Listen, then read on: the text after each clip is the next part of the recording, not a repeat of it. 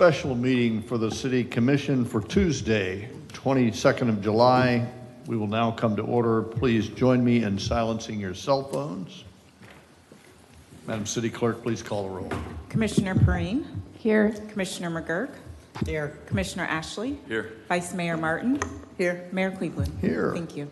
We're here to talk about the budget and matters thereto. So I'll open the floor to public participation. If there's any citizen who wishes to speak on matters pertinent to the city on this topic, please come forward and you'll be heard. For the record, there's no citizens in the room. City staff and the senior staff and the commission is here. We have Resolution 2025 setting the maximum millage rate for the City of New Smyrna Beach, INS 2018 levy, and authorizing its advertisement in the 2025 trim notice. I see Director Drury, our Finance Director, is here. We're ready for your report, ma'am. Good evening, Mayor, Vice Mayor, and Commissioners. The presentation I'm about to provide will cover all three agenda items, and then we can circle back to each one individually.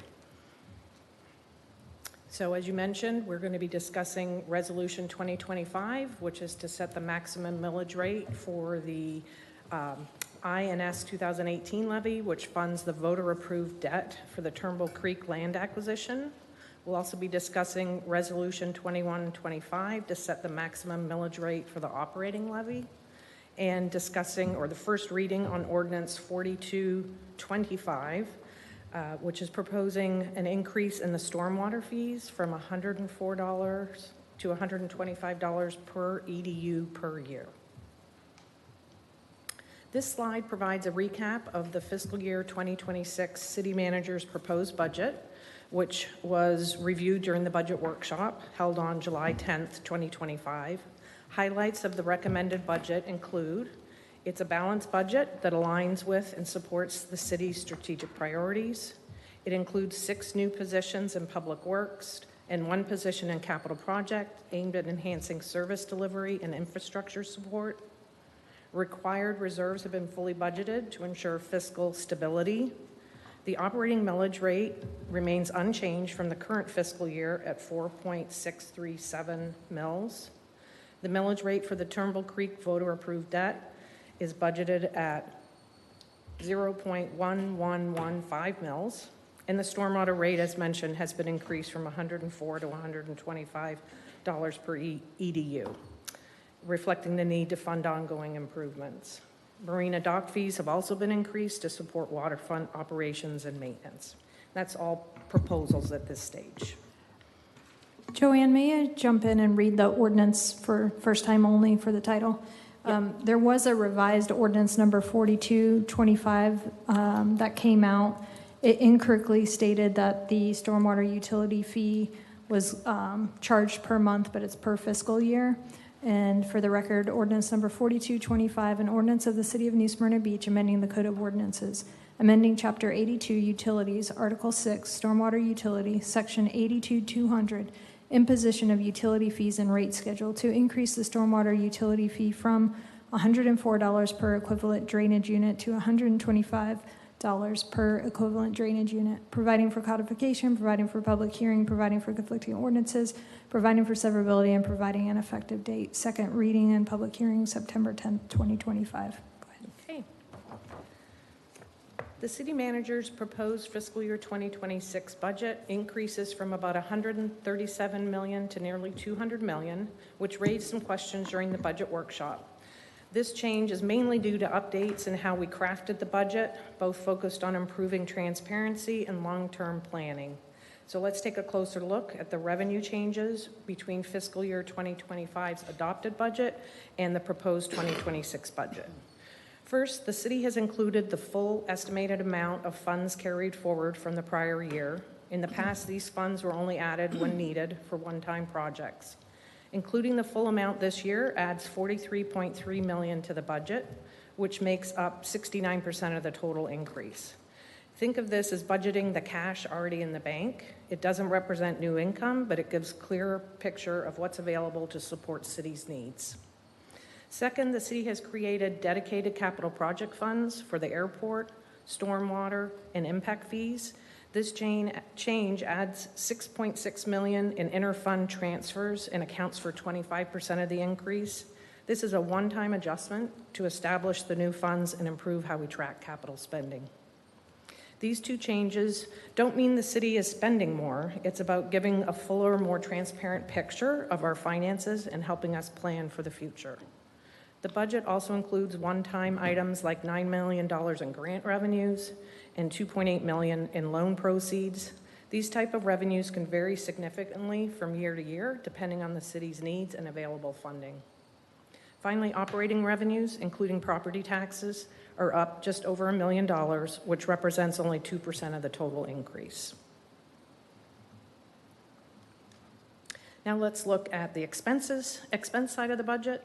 This increase reflects several key changes in how expenses are budgeted. The two most significant changes are the budgeting of reserves for the first time and interfund transfers to set up the new capital projects as just discussed. The city is budgeting reserves, including required and restricted funds for the first time. This totals $36.3 million and accounts for 58% of the overall increase. Including reserves in the expense plan gives a more complete and transparent view of the city's financial obligations and available resources. Second, the budget includes the interfund transfers totaling $6.6 million, or 10% of the increase.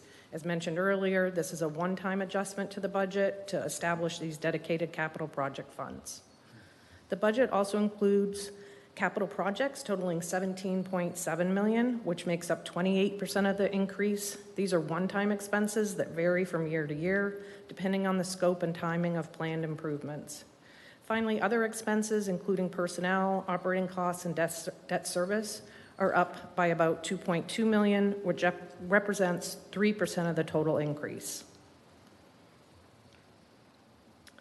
Now let's take a look at the city's taxable values for 2026. The total taxable value is estimated at just over $7.55 billion, which is an increase of approximately $532 million compared to fiscal year 2025. New construction is estimated at $103 million, which is down about $26 million from last year.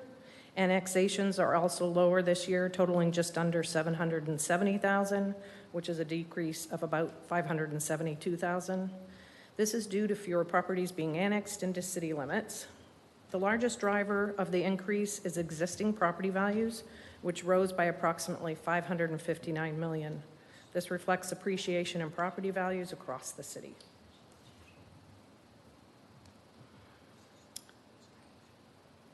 Let's take a closer look at the makeup of those taxable values in residential parcels in New Smyrna Beach. Starting with the pie chart on the left, you can see the residential properties make up about 84% of the city's total taxable value.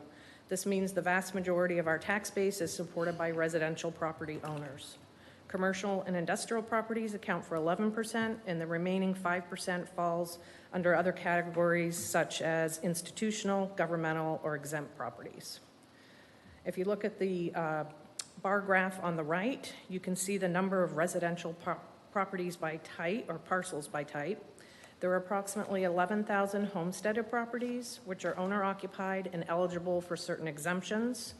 There are also about 8,000 non-homesteaded parcels, which include second homes, rental properties, and other non-primary residences.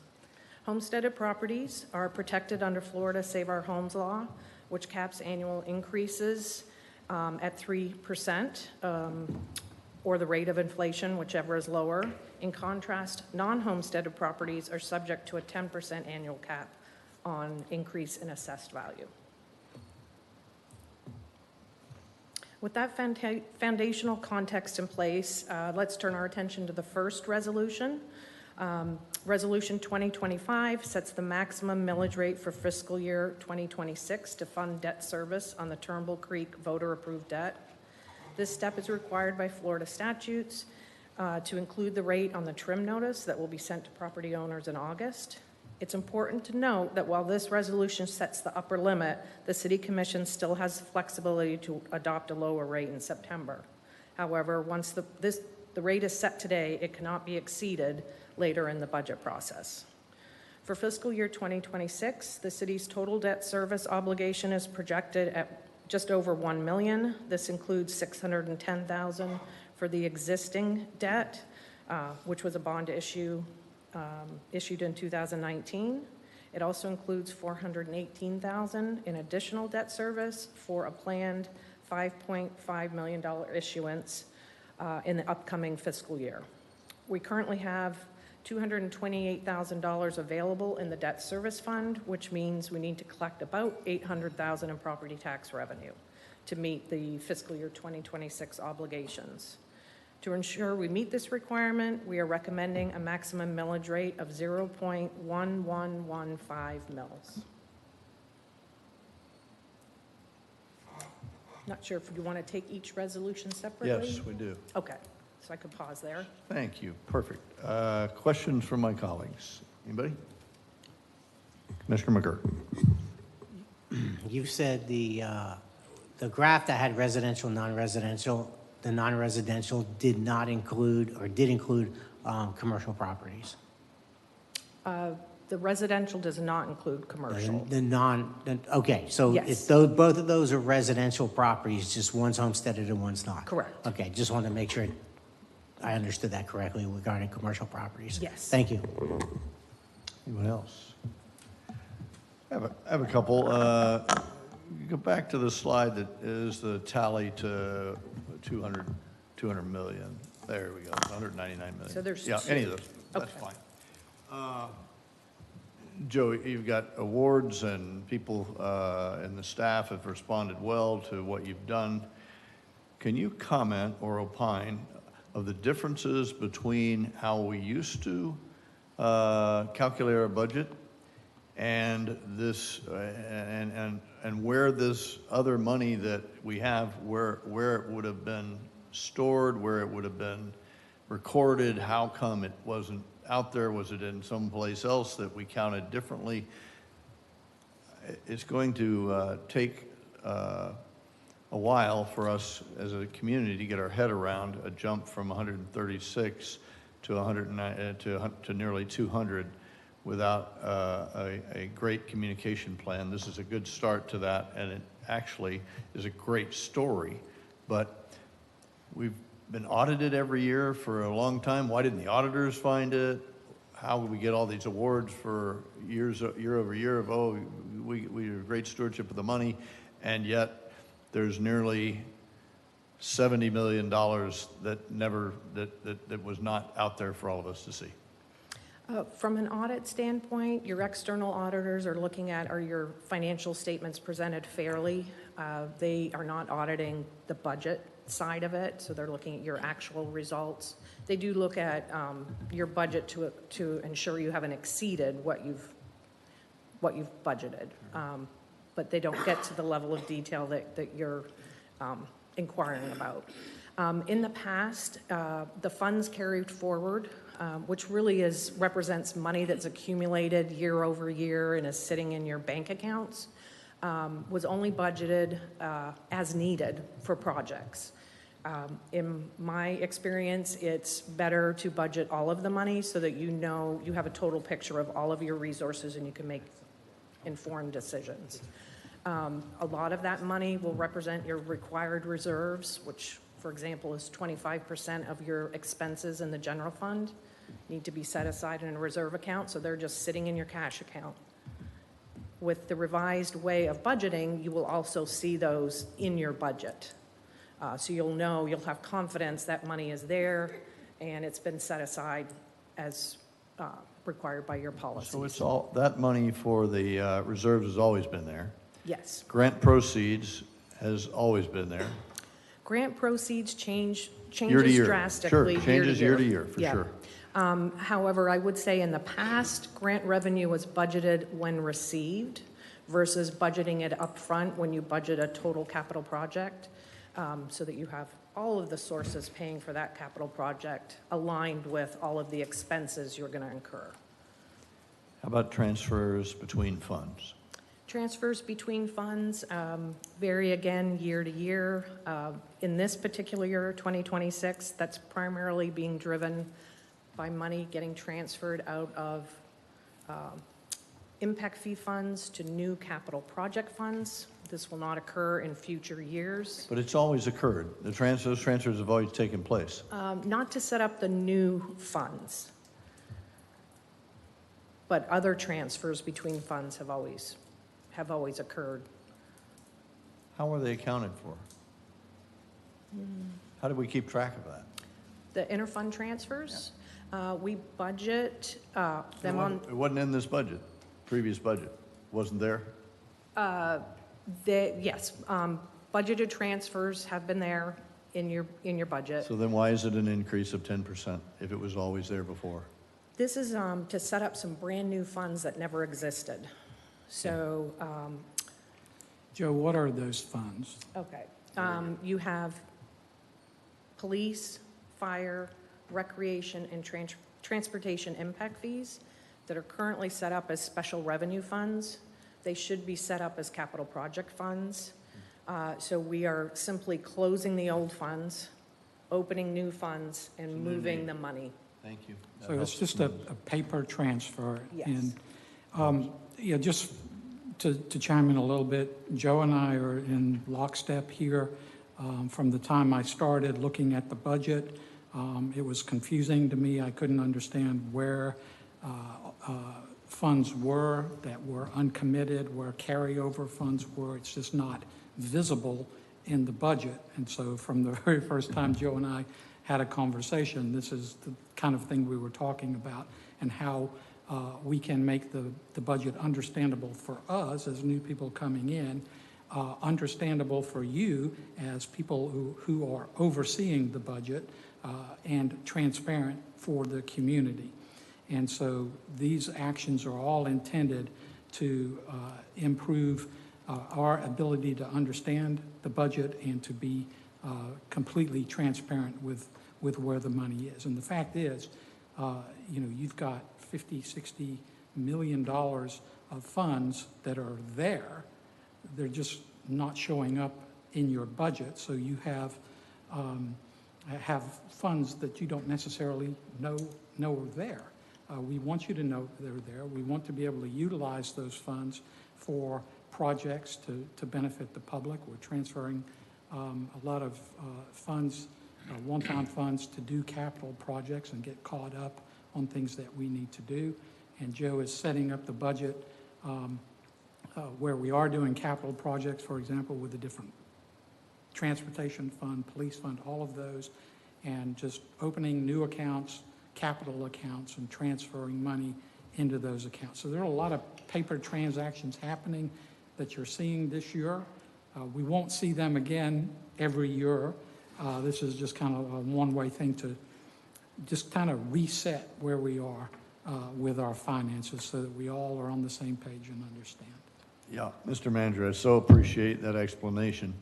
Government budgeting generally is you get the bottom line and you spend to zero. With reserves, will we come into next year with a transfer in of the reserves again?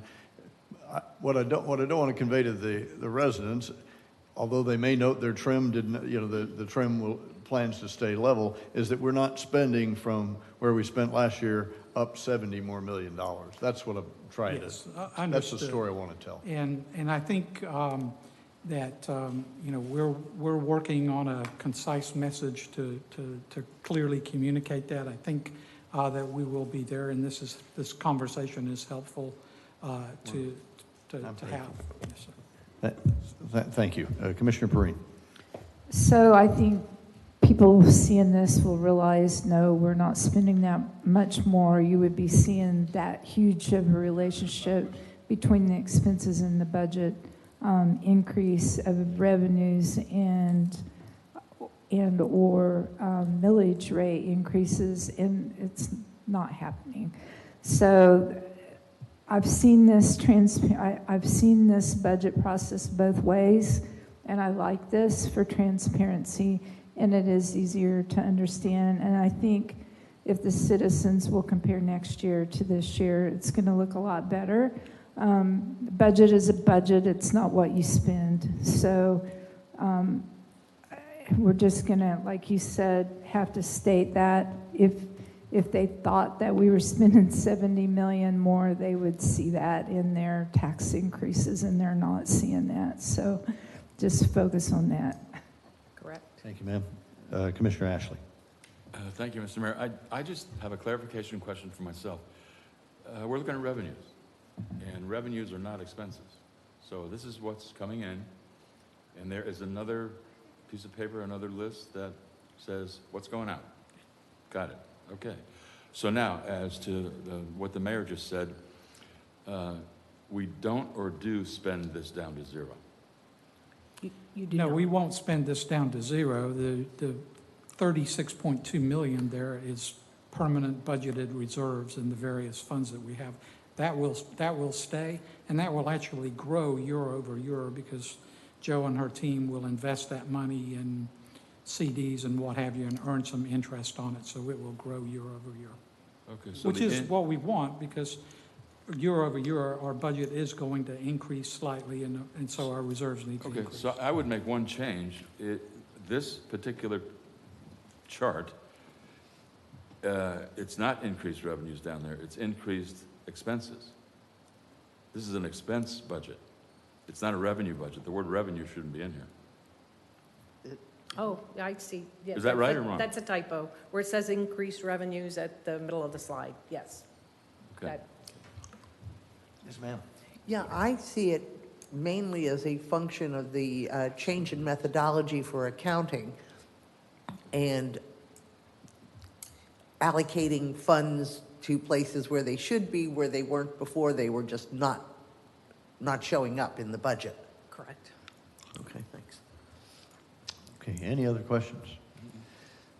Yeah, I do have. Yes, sir. Go, Yes, oh, yeah, sorry. go.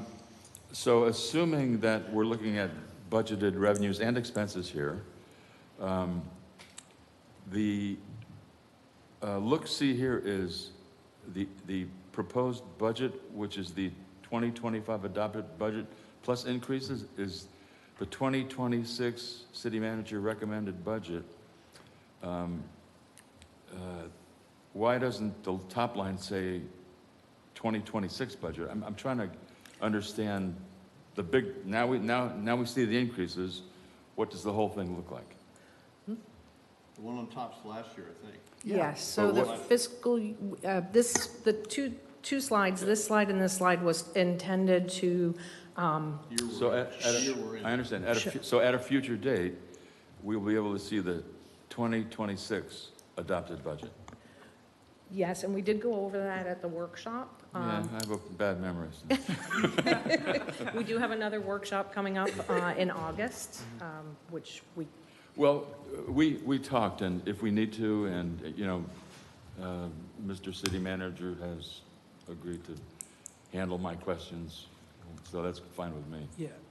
Next year, when we do this, we will, at the top here, it'll say FY 2026 adopted budget, 199.5 million, and we'll be looking at FY 27 city manager's recommended budget, and it will be, I don't know, 205 million or something like that. It'll be a much, it'll yes. probably increase, but a minor amount. Yeah. Can it be 120.99 again next year? Kidding. Sorry. Depends how many great grants. we Any have. more from you, Commissioner McGurk? Just, oh, sorry. Okay, so the increase in the budget is roughly 45% if someone tried to look at it as we went from 136 million to 199 million. Correct. Roughly a 45% increase. You talked about a cap, right? So I think that's beyond anyone who questions or thinks that we're increasing the budget by 45%. You should clearly think about what they're asking before they actually ask it. So I think that's an easy way for us to approach the question, hey, why is the budget increase so much? We can explain methodology, and then we can say it's a 45% increase, which would never happen, which the state statute is, if, you know, correct me if I'm wrong, 10% roughly? What is the increase maximum?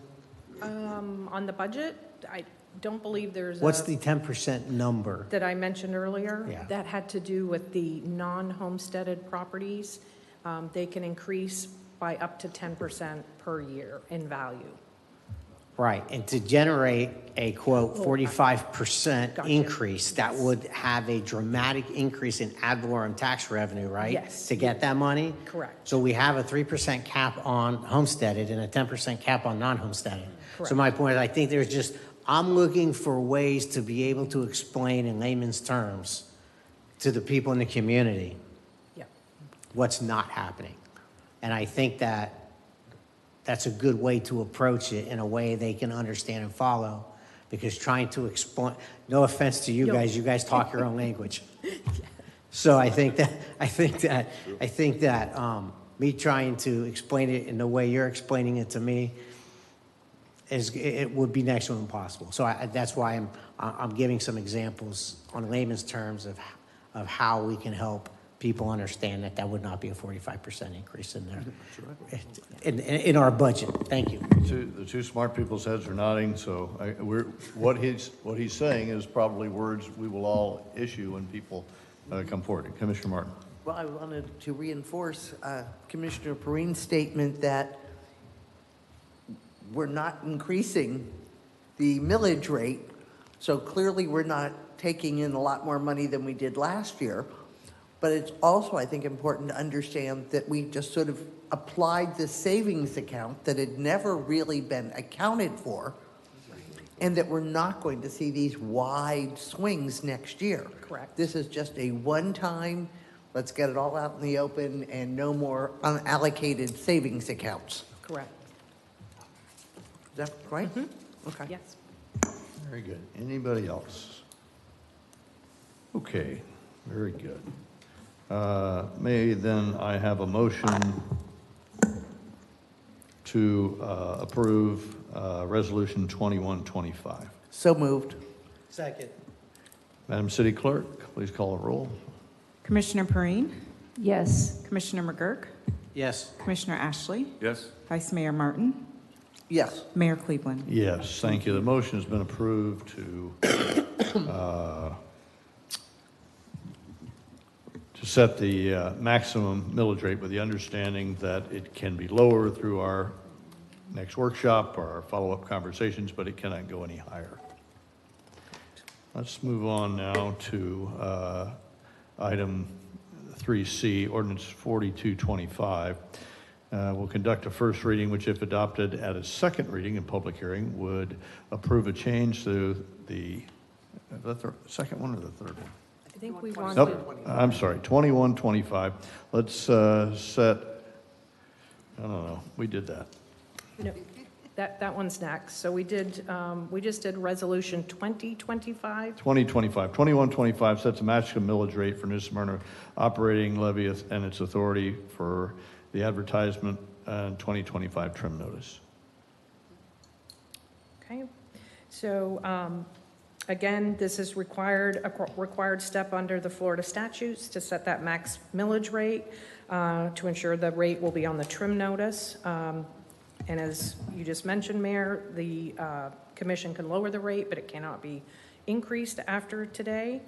The city manager's proposed fiscal year 2026 budget is balanced using a millage rate of 4.6370, which is unchanged from fiscal year 2025. This rate is projected to generate $33.2 million in property tax revenue. $31.5 million would go to the general fund, and $1.7 million would go to your CRA fund. If the commission were to consider a higher maximum millage rate, it's helpful to understand what that would mean for both the city and its residents. For example, an increase of 0.1 mils would generate approximately $717,000 in additional property tax revenue for the city. For homeowners, this would result in about a $40 increase per year on the tax bill for a medium-priced home. We recommend setting the maximum millage rate at 4.637 mils, which is the same as this fiscal year. Okay. Any questions on Resolution 2125? Is there a motion to approve 2125? So moved. Second? Second. Second by Commissioner Perine. Any further discussion? Madam City Clerk, please call the roll. Commissioner McGurk, Yes. Commissioner Ashley, Yes? Vice Mayor Martin, Yes. Commissioner Perine, Yes. Mayor Cleveland. Yes, thank you. 2125 has been approved. Now we'll move on to the first reading of the ordinance 4225, which if adopted, and the second reading at a public hearing will approve a change in the stormwater fee from 104th to 125 per equivalent drainage unit. I think the city attorney has read it once, so I think we're good there. And we're ready for your report if you have one. Okay. Ordinance number 4225 outlines a proposed adjustment to the stormwater utility rate as part of the fiscal year 2026 budget. This change requires an amendment to Section 82, Article 6 of the City Code and must be submitted to the Volusia County Property Appraiser for inclusion in the 2025 trim notice. This adjustment is designed to support several critical infrastructure projects that include stormwater improvements in Corbin Park and Historic West Side, upgrades to the beachside lift station and exfiltration system, solutions for mainland and infill stormwater challenges, and enhancements to the westerly watershed. In addition to capital projects, the increased rate will enable expanded maintenance operations, such as a more robust street sweeping program, deployment of portable pumps, generators, increased pipelining and dredging to address aging infrastructure. The estimated revenue from this adjustment is $3.56 million annually, representing a $600,000 increase over fiscal year 2025. This ordinance ensures the city can continue investing in stormwater resilience and infrastructure reliability while maintaining service levels for residents. For comparison purposes, this slide just shows what the different rates would generate in revenue. We are recommending the $125 per EDU, and although this rate doesn't fully cover all of the costs of capital and long-term maintenance, it represents a meaningful measured investment in the system, resilience, and infrastructure improvements. Any questions by my colleagues for the director? Yes, ma'am. Oh, just a statement going out reminding people that not all government entities show that stormwater separately. For example, Volusia County property tax does not show stormwater, but does show public safety as a separate line item. So it's not like we're doing something really out of the blue or. Any others? A couple. Explain the, is the EDU a piece of property or is it is it the value of the property? What's an EDU? It's an equivalent drainage unit, and it's an engineering Yeah, calculation. you can't use the term to define the term. You got to Yes. tell me something more. I have it handy. Good. Okay, Thank you. Great. Thank you. It's the average impervious area of residential developed property per dwelling unit located within the city. The value of one EDU is 1,818 square feet. Got it. Thank you. So it's the pervious? The impervious area. It's so- the impervious area. So your building, your driveway, all that stuff. Got it. Okay, very good. How about, by chance, do you have any comparisons what others like cities are charging? I do not. Do you happen to have anything, David? Are we ahead? Are we behind? Are we in front of everybody? Are we leading the way? Or are we catching up? I would have to do further research with David and get back to the commission. Okay. You Just- know? Well, the point being that not all government entities have it as a separate line item. No, I know, you said that. So it might be Yeah, really Yeah, I got difficult that. to get the It might- info. It might be, but it might be a budget question. Yeah, we can Yeah, do I don't some want to hold it, research I don't want to hold and- it up. I just would like to know for comparative, I would like to be able to talk about it Understood. with our citizens about it. Yep. That some people hide it, as Commissioner Martin says, is fine. Others do not. They're proud of it. I just think we ought to, I'd love to know what brand X and Y and Z are doing. Anybody else? My impression was an EDU was a house, an average house. No?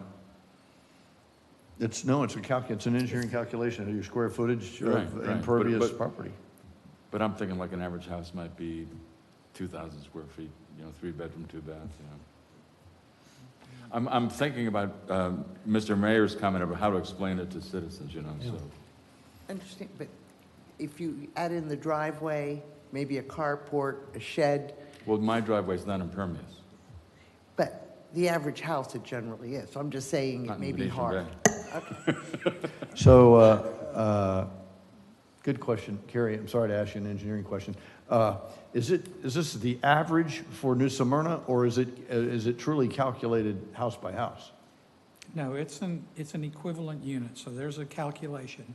If you have a small house, your fee will be less than if Got you it. have a big house. Okay. So if you have a 4,000 square foot house, that may be 3 or 4 equivalent units, and you would pay $300 or $400. Okay. But if you have a small 2-bedroom, 2-bath So it's house, variable. that's 800 square feet, then it's Good. going to be less. Very helpful. Yes, sir. Thank you, sir. Appreciate that. Great follow-up there, Commissioner Ashley. Thank you. Anybody else? Okay, then, may I have a motion then we don't have to vote twice, right, Carrie? we're going to vote next time? It's a first reading, so you don't need Okay, to vote we on won't it. vote again. Very good. Just for the record, second reading and public hearing for 4225 will take place on Tuesday, the 10th of September. Any other comments? Do you want to enlighten us with any other great finds? No, I think that Any other concludes my follow-on presentation. questions for the Director of Finance? Joe, thank you. One clarification. Yes, ma'am. I think, just for safety purposes, I think we should do a motion to approve advertising on the trim, Oh, yes. the increased stormwater utility fee, giving authorization for that to be advertised on the trim. This is the ordinance change. Motion to approve advertising on the trim, the increase in stormwater fees. There's a motion Second. and a second. Get that one, clerk? Okay. Madam City Clerk, please call the roll. Commissioner Ashley, Yes? Vice Mayor Martin, Yes. Commissioner Perine, Yes. Commissioner McGurk, Yes. Mayor Cleveland. Yes. Thank you. Okay, very good. Is there any other business? Okay, we adjourn, and we'll pick it up at 6:10 with the CRA. And I think there are provisions in the staff room between now and then. Thank you, Madam Clerk. Appreciate that.